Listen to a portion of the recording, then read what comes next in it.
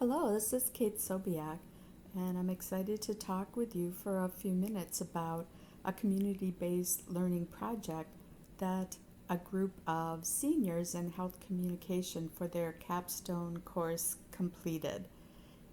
This is based off of a presentation that was made to the Wisconsin Campus Compact Community and Civic Engagement Institute back in April of 2019.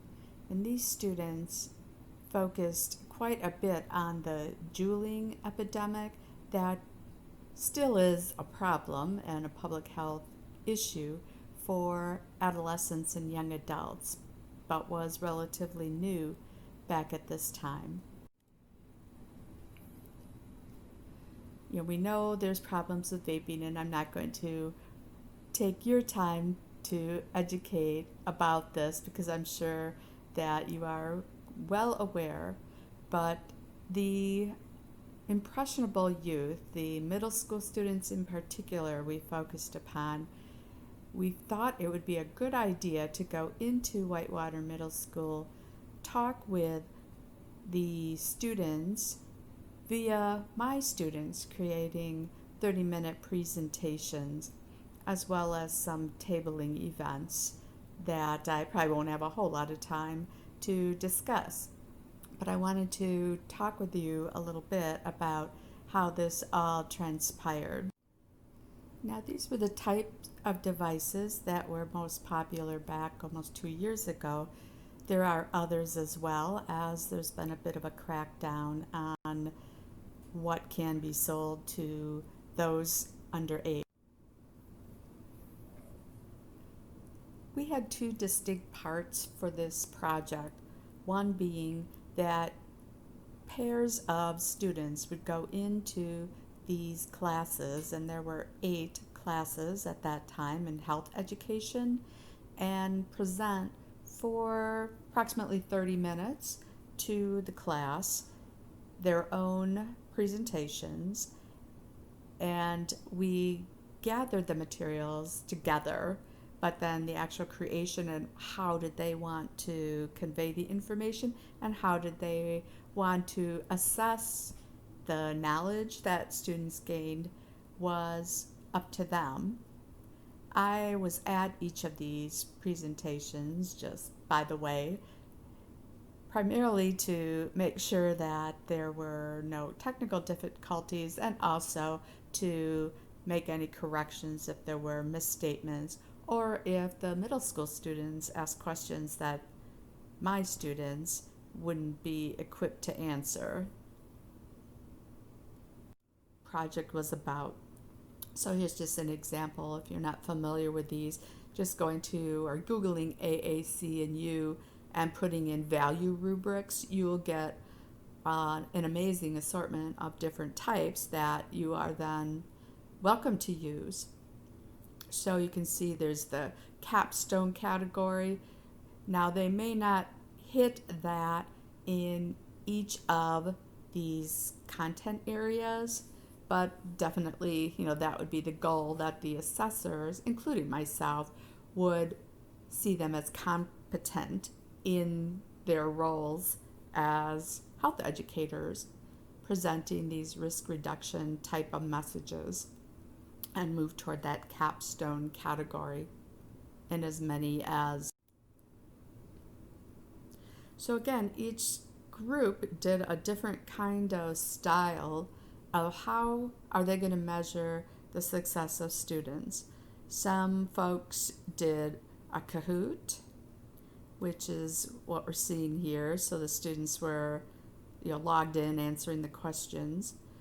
Some did more of a game approach, like students pairing up and putting puzzles together that would require them to put it in the right order for risks of vaping and other kinds of content that they were covering, and games that students were familiar with, like the stand up, sit down, with answering questions.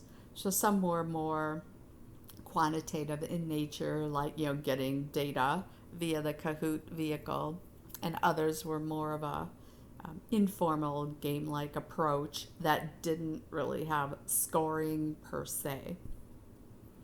Now, we did find from the educators, the principal, and other staff that they felt that these presentations were really valuable. And in fact, I'm working with the middle school again this semester in the hopes of, with my new class of seniors in this capstone course, presenting health related topics, but probably in a virtual format this time out given the pandemic.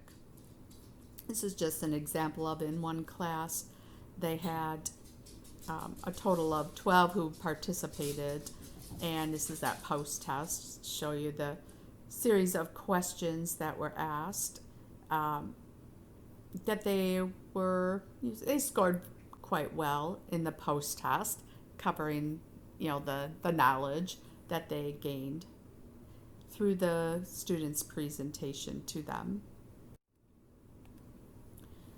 So we felt overall that college students, that was a really valuable experience, that there was appeared to be quite an impact in that they were rated highly using the rubrics on content, form, and impact with the middle school students. That there was, definitely a benefit to having the students do this real world type of health education. And, we need certainly to know, does this knowledge really relate to middle schoolers' behavioral intentions, if not actual behavior, in vaping, both currently and in the future? Now, I did find, just as an aside, that it was difficult to really translate the value rubrics to grades per se. So I created another rubric, like for point totals, for what I wanted to have them accomplish through this task from a health communication aspect, which wasn't specific to what was going on with using the available rubrics. So I think some marriage of those is something to work on in the future. I just wanted to show you here, you can see on the right hand side that there were a lot of players involved in this.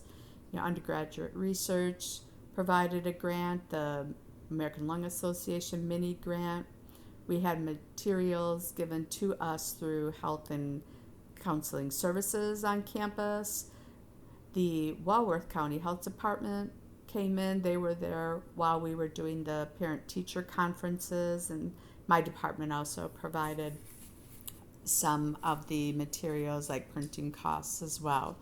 And Dr. Wojo, the principal at that point in time, wrote a thank you letter that I just wanted to show here as well to close out, but it does again state the benefit that is not just from the student side, but also from the community partners on these kinds of engagements. So thank you for your time.